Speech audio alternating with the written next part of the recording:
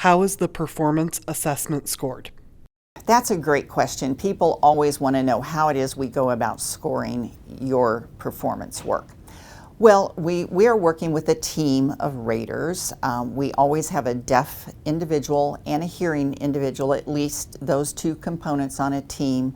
Teams can be composed of 2 to 3 raters. It's really important to have that balance because deaf people see things maybe more visually acutely than hearing persons do. So we have that combination, so it's kind of a check and balance. What we're doing when we're watching your interpretation is we are looking for patterns, not isolated incidents of an error or a weakness. We are looking for patterns. We're looking for the patterns that you produce across all of the classrooms that you interpret. So people will say, well, you know, I had a pause at this time because I thought I heard something in the room and I don't want to be penalized for that. We're not going to penalize you for one incident that we saw. We're looking for patterns. So this is a pattern that's going to exist across all 3 of the classrooms that you interpret. What we do as a team is we observe your interpretation and we watch maybe the first 5 to 7 minutes together.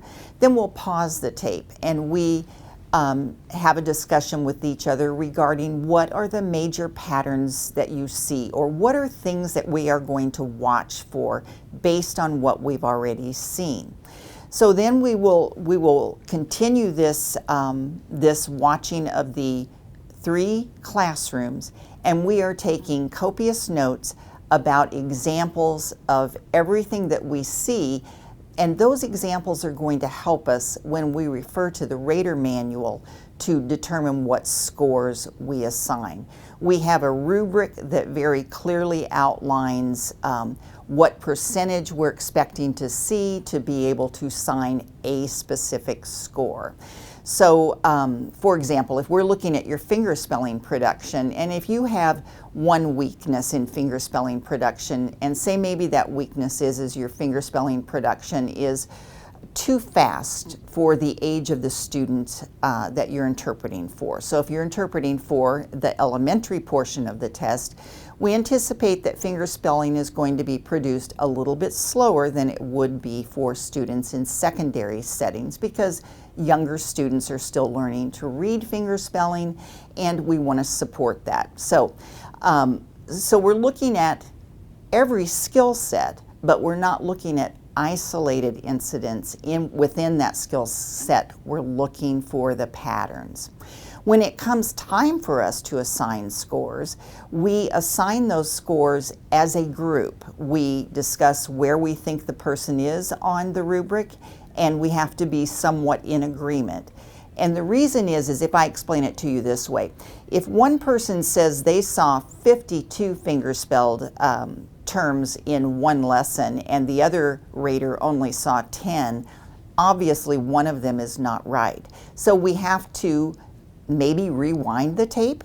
We have to show our notes of the examples that we saw that influenced how we assigned the score that we gave to the person. So that's how we do the scoring. And when it comes to writing the report, the team collaborates on the type of feedback that we are going to assign you within each of the Romans and on the front page.